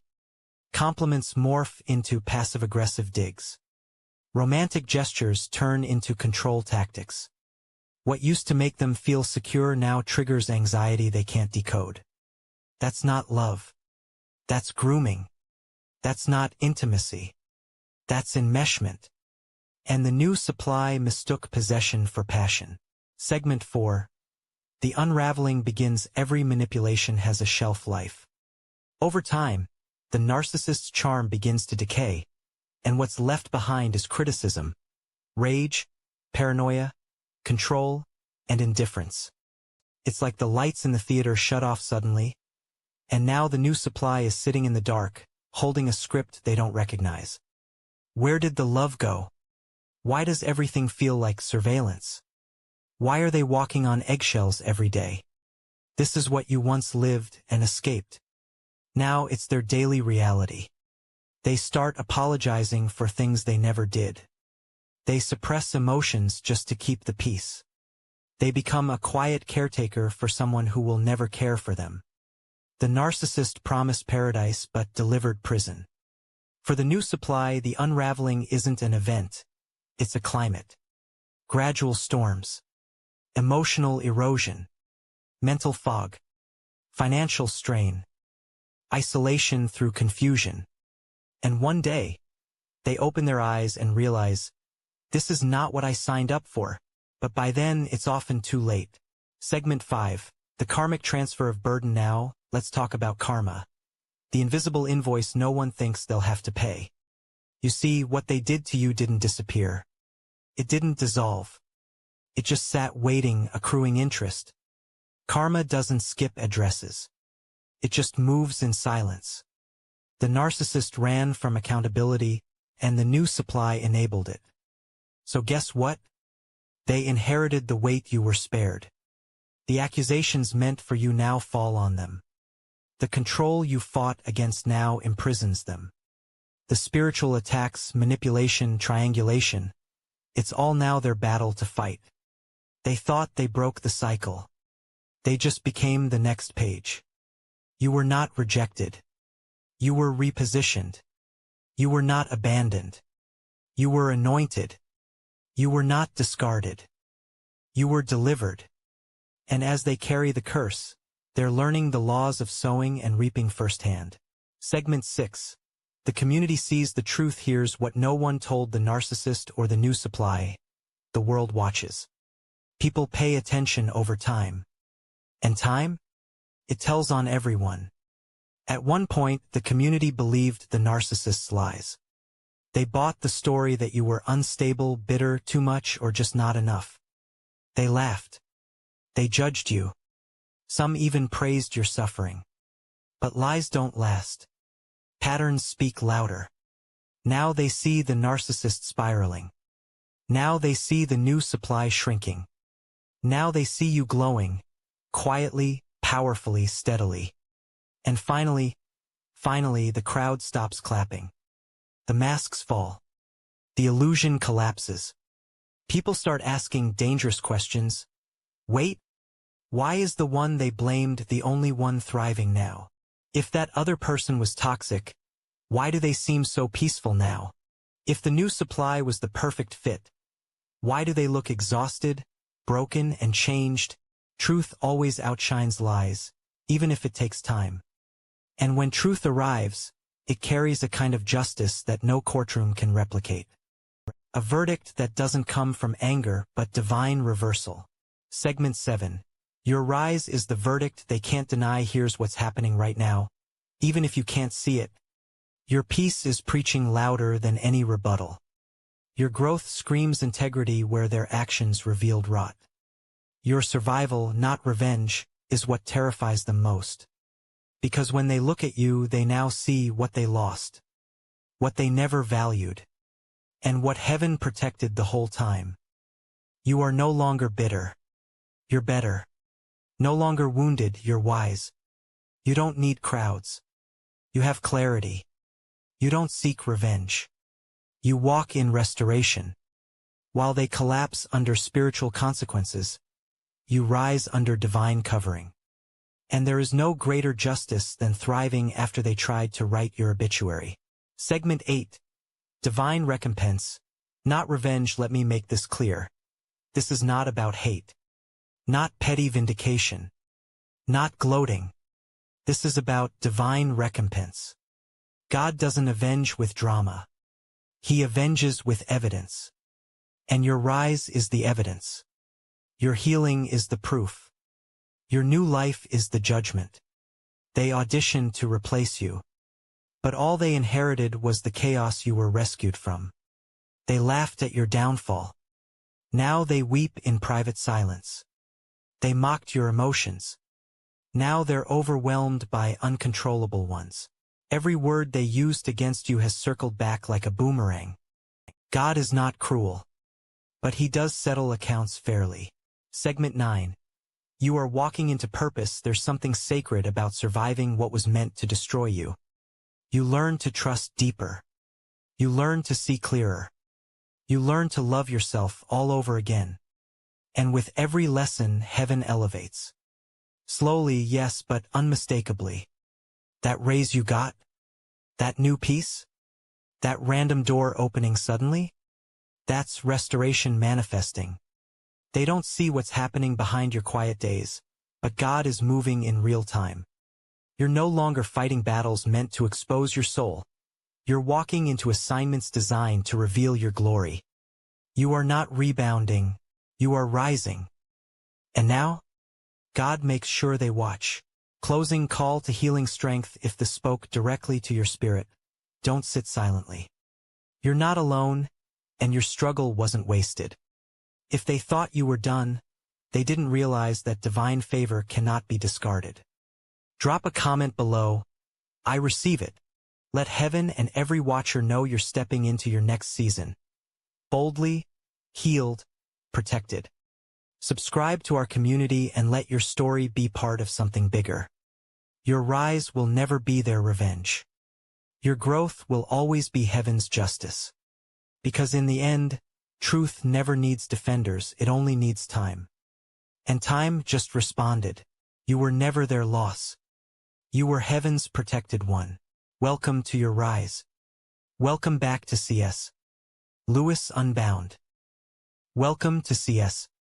Lewis Unbound, where we don't just survive storms, we talk about the fire after the flood, the peace after the pain, and the redemption they never saw coming. You see, they thought the discard was your end. But what they failed to see was that the discard was actually heaven's invitation. An invitation for rebirth, refinement, restoration.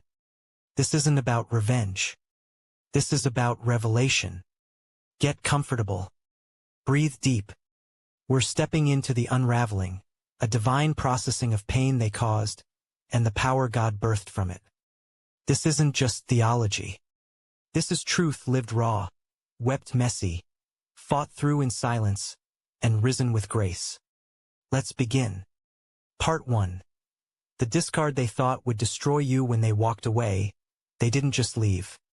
They vanished as if your presence was disposable.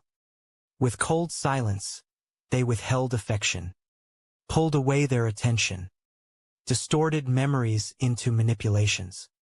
It wasn't just abandonment, it was a tactic. A crafted emotional ambush meant to leave you shattered. They thought you would unravel. They thought you would chase, crumble, beg. Like a puppet with its strings cut. Motionless. Lifeless. Defeated. But oh, what they didn't count on was the divine interruption that occurs at the precise moment of human rejection. They didn't know they triggered the sovereign reset on your destiny. Because when man walks out, heaven walks in. And heaven doesn't walk in quietly. It invades with restoration. It floods the lie of abandonment with the whisper of truth. You are not alone. While they thought you were spiraling into despair, heaven was orchestrating your resurrection. A silent divine construction. You weren't collapsing. You were being recentered in purpose. Part 2. You lost nothing meant to stay. Let's confront this with courage. Yes, it hurt. Deeply. More than you told anyone. You questioned everything, your worth, your identity, your discernment. But here's the truth you came to discover. You didn't lose love. Because love never leaves like that. You didn't lose a soulmate. Because soulmates don't sabotage your soul. What you really lost was the illusion. The attachment to what you thought they were. The addiction to approval. The fear of being seen as too much or not enough. They never held your destiny. They only held a temporary place in your journey. And when they dropped the mask, what broke in you wasn't your spirit. It was the idol they built in your mind being shattered by truth. You weren't ruined. You were released. Part 3. The holy fire of refinement. Have you ever noticed this? That God never lets pain go to waste? The wounds they caused weren't random. They were repurposed by heaven as tools for your transformation. What they meant for harm, heaven used as kindling. A holy fire that burned away the facade until only the real you remained, scarred, yes, but sacred. Pain didn't destroy you, it became your passport. Pain became your priest. Pain preached sermons no Sunday school could have taught. And through every limp, every sleepless night, every silent scream, you were being refined. Gold doesn't shine until it's melted. So when they thought you were burning down, heaven knew you were being forged. Part 4. Heaven's reversal. Burned but not broken. What they did isn't your legacy. How you rose after it, that's what echoes in eternity. Heaven's reversal isn't poetic fluff. It's sacred justice. It's the inversion of earthly logic. The mystery that when enemies push down, God pulls up. Every insult became divine investment. Every abandonment became spiritual equity. Every shattered dream became seed in the fertile ground of faith. They thought betrayal would break you. Instead, it baptized you. They believed rejection would silence you. But your silence became the roar of God's affirmation. Because the enemy forgot, God doesn't look for perfection. He looks for surrender. And you surrendered after the discard. Part 5. The power of silence they never expected. Let's talk about your silence. Not the silence of defeat, but of transformation. You didn't react. You didn't retaliate. That wasn't weakness. That was holy war in stillness. Because narcissists thrive on your response. They feed off your narrative defensiveness. They manipulate your empathy until your boundaries bend like paper. But this time you chose stillness over spectacle. Detachment over dramatics. And that undid them in ways accusation never could. Your silence forced them to face something far worse than judgment, themselves. Part 6. Detachment is not disinterest. It's divine authority. Here's what most don't understand. Detachment is not passive. It's not bitterness in disguise. It is clarity sanctified. Your detachment wasn't you running. It was you rising. The bond they used to control you, broken by heaven's sword. The trauma loop they trapped you in, interrupted by divine intervention. And suddenly what once felt like dependency became discernment. What once seemed like emotional loyalty looked like spiritual bondage. And you let go. They didn't expect that. Because letting go wasn't just for your protection, it became your exaltation. Part 7. Judgment without a courtroom. The power of living evidence. They were waiting for karma to look cinematic. A collapse. A crisis. Some dramatic public downfall proving that you, in fact, lost everything. But God doesn't always punish with thunder. No.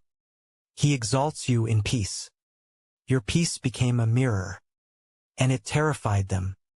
Because now your joy exposes their agenda. Your boundaries reveal their spin. Your presence without apology proves their slander false.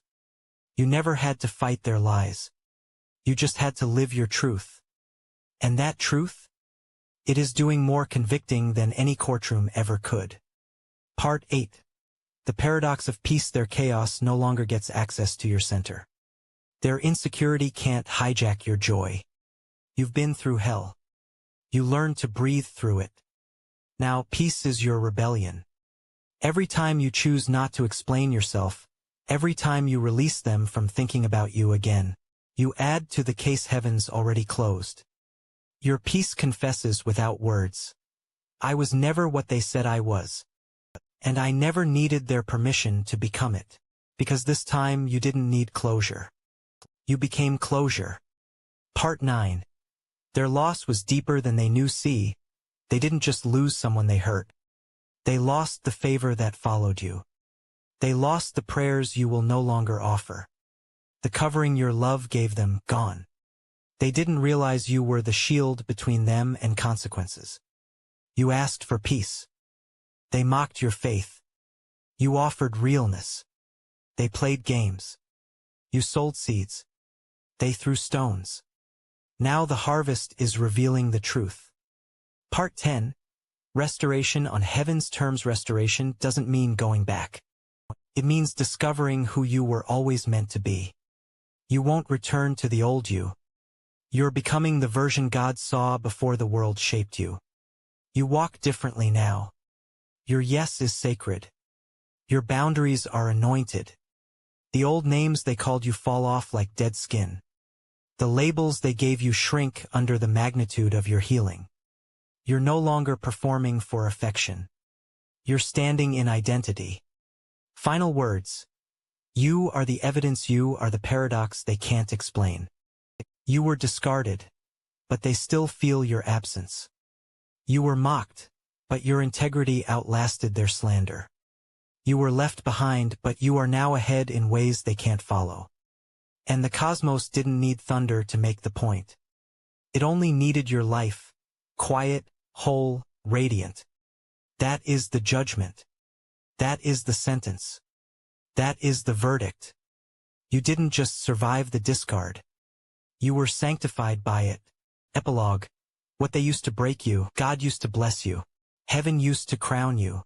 Glory used to unveil you. So now rise not in retaliation but in radiance. Walk, not proving them wrong, but proving that what God rebuilds, no human hand can tear down. Look in the mirror. That is no longer the face of a victim. That is the face of someone who became the living testimony. That pain is not the final word. Purpose is. Welcome back to C.S. Lewis Unbound. Now listen closely, because this isn't just a message. It's a mirror. This isn't by chance. If you're watching this right now, if something inside of you pressed play when 1,000 other voices vied for your attention, then it means one thing with utter certainty. Heaven needed you to hear this now. Because someone, maybe two someones, planted a knife in your back with a smile on their face. And today, God is responding. Let's not dress it up, not hide the rawness. Betrayal doesn't whisper. It roars in the cavities of your trust. It leaves a mark that no one else sees but God does. And in the theater of divine justice, what man calls drama, God calls evidence. This is the story of what happens when the betrayers thought they got away with it, but didn't. This is about you. And them. Chapter 1. When heaven heard what they said behind closed doors, there are moments in your life when you feel like the whole world turned its back. But what you didn't know was that right at the exact second you were being slandered, heaven leaned in. That silence you've been sitting in? It's not the absence of noise. It's the presence of judgment gathering its strength. Because two people, yes, two, chose to take you down. One was obvious, the narcissist dressed like confidence. The other slipped in quietly, wearing curiosity like a cloak, the new supply, as they call them. That counterfeit confidant who looked like they cared but had venom running through every syllable they ever said your name in. They didn't just betray, they collaborated. And what did you do? Nothing. You didn't chase. You didn't beg. You didn't even ask for an apology. You did the unthinkable. You let them go. But what they didn't understand was that when you let them go, you weren't quitting. You were releasing the situation into the hands of divine justice. See, while they were hitting send on gossip-filled texts and applause-bait social media posts, God was opening a new chapter, but it wasn't about your downfall. It was about their exposure. And that exposure? It's coming. Chapter 2. The divine ledger never misses a word. Let's get something clear. God misses nothing. While they were building their alliance with broken pieces of lies, heaven was already chronicling it line by line. Every smile that masked betrayal. Every concerned comment whispered behind your back. Every lie they agreed on to make you the scapegoat. It was written down. Recorded. Cataloged. God doesn't need surveillance cameras. The Holy Spirit has been taking notes from the start. When they twisted your words. Written. When they pretended to be the victim. Written. When they mocked your pain just to earn likes and attention. Written. The divine ledger does not err, falter, or forget. So when you wonder why they suddenly look tired, emotionally drained, spiritually uneasy, unable to sleep, it's not insomnia. It's conviction. Conviction is loudest when the room goes silent. And now, their nights are no longer restful. The smiles don't reach their eyes anymore, because something is shifting. And it's not karma. It's not coincidence. It's a holy recalibration of the scales of justice. Chapter 3. Deception never lasts as long as truth, you know it's dangerous? Not the loud liars. It's the ones who wrap deceit in compassion, flattery, and pseudo-spiritual language. I just want to help them heal. They weren't good for you anyway. They're too intense. Sound familiar? Those weren't statements of concern. They were flat-out daggers masked in care. See, evil doesn't always shout. Sometimes it whispers. And in your case, the narcissist played the fool willingly because ego is blind when complimented. The new supply walked in like salvation, but their eyes flickered jealousy, not justice. What they called chemistry was codependency. What they called love was infatuation built on bitterness. They believed their collusion would make them strong. But God uses their agreement as evidence. Now their words don't align. Their stories have holes. The version of events they fabricated is falling apart before the very people they lied to. Because truth doesn't rot. It doesn't erode or apologize. It waits. And when truth knocks on a liar's door, it doesn't leave until the whole house is exposed. You didn't fight to clear your name, but your name is being cleared, slowly but unmistakably. Chapter 4: The collapse of their control. They built their alliance on gossip, on half-truths, on self-elevation. But empires built on lies collapse under silence. And that's what they're facing now, a collapse. Maybe you've been feeling it spiritually. The tension they tried to transfer to you is snapping back against them. The narcissist is no longer the center of attention. The new supply is catching on. Their so-called bond is riddled with distrust, because no relationship birthed in gossip ever grows into peace. Everything they mocked you for? They're now drowning in. The anxiety they accused you of, they feel it. The isolation they celebrated for you? It's found them. They thought you were the unstable one. Irony is divine justice's favorite language. Chapter 5: The mirror doesn't lie. Let's talk about the narcissist again. There comes a day when even the proud have to look in the mirror and see themselves. No fresh lighting. No filters. Just raw, exhausted humanity staring back. Their mask is slipping.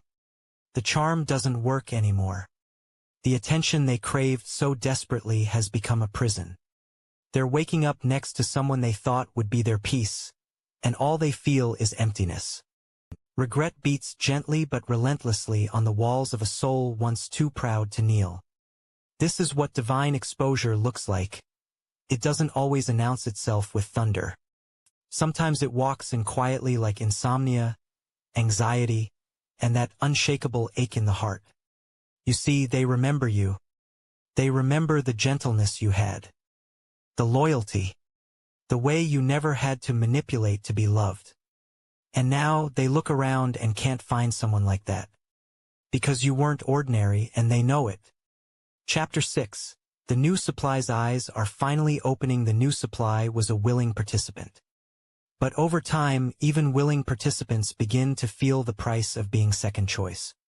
They thought they won. They believed the lies. They fed on the flattery. But now, pieces don't match. They're replaying conversations, spotting casual cruelty that once passed as charisma. They feel the ghost of your presence in the places filled with performance and pretense. And here's the thing, they're not safe either. Because alignment with a liar doesn't protect you. It transforms you. They've traded authenticity for attention, and now they, too, are paying the price. They don't post as much. Their energy has shifted. Because insecurity once projected onto you, now haunts them. And that's not a coincidence. It's consequence. Chapter 7: The wound that became holy ground. Remember that pain they caused? It wasn't just a heartbreak. It was a hollowing out. A sacred chiseling. What they did didn't just change how you viewed them, it made you look deeper at everything. And in that brokenness, something holy was born. A new discernment. A heightened clarity. You see duplicity quicker. You walk slower into relationships. You're no longer impressed by surface-level spirituality. This betrayal? It made you into someone untouchable by flattery and unshakable in purpose. God didn't let it break you. He used it to identify you. You are not just the one who was betrayed. You were chosen through betrayal. He never needed their acceptance. He used their rejection. Chapter 8: When the mockers become the message they thought, making fun of your silence made them strong. But now they sit in the same stillness, and it's not peace, it's exposure. Their circle has grown quiet. Their conversations are filled with doubt. They're wondering if they're being watched not by people, but by judgment. Because they feel it. In their sleep. In their relationships. In their restlessness. The laughter that once rang out in celebration of your absence? Faded. The peace they pretended to have? Shattered. Now their lives are filled with mirrors. Not wood and glass, but moments where they see the reflection of who they've become. And it terrifies them. Because the real punishment is knowing they can't undo what they did. Chapter 9. Final words in the quiet. God was watching the entire time. Let them unravel. Let them implode under the weight of their own denial. You no longer have to speak. Because the silence is speaking for you. It is the courtroom of God. And in that courtroom, the witnesses are not just words, they're outcomes. While you rebuild in quiet grace, they crumble under noisy guilt. And heaven watches. Not gloating, not cruel. Just. God rewrote your story in ink the enemy can't erase. And the epilogue? It's only just beginning, somewhere in their quiet rooms behind closed doors with former allies gone and masks in the trash. They know. They see it now. You were never the villain. You were the lesson. And the story? Always belonged to God. Closing statement: this isn't revenge. It's restoration. It's divine balance. It's heaven making sure that grace didn't make you weak, and betrayal didn't define you. Because what the enemy meant for evil, God has already converted into evidence of divine favor. They thought they buried your name, but it was a seed. And now you're rising. Let them watch. In silence. And in awe. Chapter 10. Becoming strong in the shadows. You've been wondering if your pain was pointless. Let's settle that right now. No tear was wasted. Not one sleepless night. Not one lonely morning. Not one moment of confusion. Everything, yes, everything, was used to refine you into what the betrayal never expected. Unshakable resilience cloaked in grace. Have you noticed it lately? That subtle strength under your skin? You walk differently. You speak differently. You carry yourself with a stillness that unsettles people who once undermined you. That's what happens when you've been in the presence of fire, but come out without the smell of smoke. They thought the silence meant you were alone. What they didn't realize is that in the silence, God was whispering the blueprint for your elevation. You were being rebuilt, from the ruins of expectation into the temple of sacred identity. And while they were looking for attention, you were gaining anointing. Trust this. They wouldn't recognize you now. But God does. He always did. Chapter 11. When their regret turns into restlessness. We live in a time where people mistake exposure for healing. Just because they cried about what they lost doesn't mean they understand why they lost you. Regret is not repentance. And you need to know this. What they're feeling now isn't growth. It's restlessness. They missed the version of you that didn't know what you know now. They missed the you before discernment sharpened your eyes. Before patience became your weapon. Before your silence turned prophetic. They thought they hurt you just a little. But what they did, it gave your pain a holy assignment. And now they're uncomfortable in every room they once walked through with pride. Because when you are aligned with God, your absence has a presence all its own. One that speaks volumes in the hearts of those who broke you. They wanted closure. Now they stand before the door of their own consequences. Chapter 12. God's response is never late. If you've been asking, God, when will it happen? Or, do they even feel what they've done? Let me reassure you with love. Heaven doesn't operate on your timeline. It operates on your transformation. You see, God wasn't fixing it first. He was completing you. And once you were ready, not broken, but whole, not bitter, but blessed, then, And only then did divine justice begin to stir outside your visibility. Because real justice doesn't need an announcement. It just needs permission from He who sees all and forgets nothing. Their unraveling didn't need you to speed it up. God was already authoring the ending. And this ending? It will not be loud. It will not be rich in attention. It will be private, piercing, personal, and unforgettable. Because when God flips the script, it doesn't just make you victorious. It educates your enemies. Chapter 13. You were the lesson they didn't know they needed. Here's the part you might not expect. God didn't allow betrayal just to hurt you. He allowed it to expose them. You became a mirror, a revelation, a reckoning. They studied your grace, used your kindness, twisted your loyalty, and thought they won. What they didn't realize. They enrolled in a holy class with you as the curriculum. You were their invitation to repentance. But they rejected the lesson. And so what was supposed to be a bridge became a test. That they failed. And you didn't just pass. You transcended. Your stillness wasn't weakness. It was heaven declaring, this one doesn't need to fight. I've already taken up their case. Now they're learning what it means to hurt the wrong person. Because when you hurt someone deep in covenant with God, you don't answer to them, you answer to the one who walks beside them. Chapter 14, From Wound to Weapon. You've been commissioned. We need to talk about you again. You've changed. Not out of spite. Out of survival. And more than that, out of prophetic transformation. That betrayal? It didn't just bend your back. It built your backbone. And now, there's a holy fire beneath your ribs that never used to be there. You carry wisdom. You carry weight. You carry discernment. That's why you can't go back. Your spirit won't let you. You're consecrated now. Anointed by experience.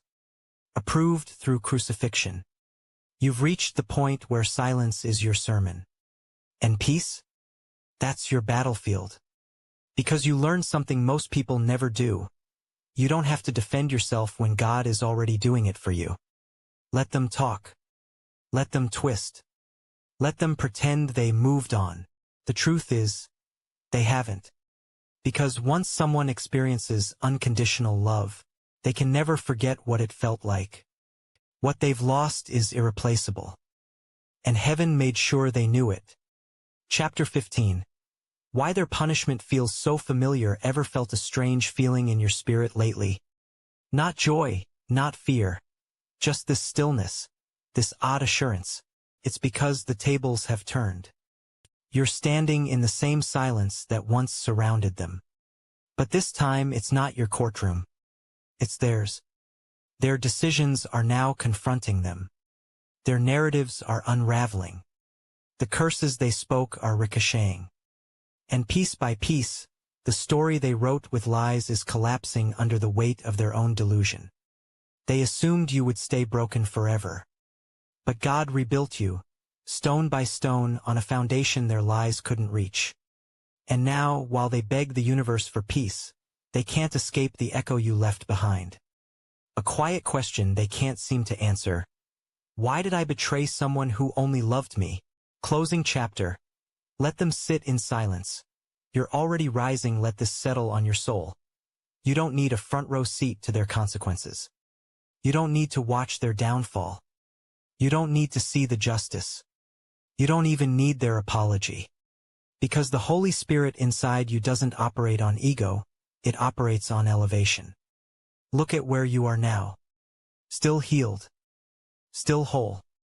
Still in your right mind. Still favored.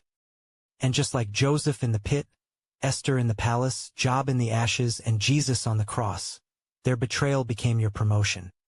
So while they sit in the shadows of their regret, retracing lies that now taste like ash in their mouths, you walk in divine light. Let them stay confused. Let them stay convicted. Let them sit in that uncomfortable silence they once weaponized against you. Because now, that silence is your protector. Their punishment is not destruction. It's revelation. It's the unveiling of everything God saw from the very beginning. You never had to retaliate. You just had to outlast the lie long enough for truth to emerge. And look at you now. Standing. Thriving. Speaking less but saying more. You are not their lost love. You are their sacred warning that the favor of God never forgets. Final word, to those who've been betrayed if you made it this far, I want to look you in the soul and tell you this: you are not forgotten. You are not foolish. You are not fragmented. You are forgiven, fortified, and favored beyond understanding. Don't let the pain rewrite your value. You were chosen through the betrayal, not in spite of it. So take a deep breath, square your shoulders, and keep walking. God saw it all. And heaven is making it right. Outro speech for YouTube ending. If this message resonated with your spirit, don't keep it to yourself. Share it with someone who's in the middle of their own silence. Let them know justice is in motion, and their tears are not invisible. Comment God saw everything if you're stepping into peace today, even while your enemies sit in judgment. Subscribe for more C.S. Lewis-inspired sermons that speak directly to your soul. This journey is just beginning. Thank you for watching. May you walk with the confidence of someone fiercely, unapologetically, and quietly protected by heaven. Until next time, this is C.S. Lewis Unbound. Grace never forgets who you are.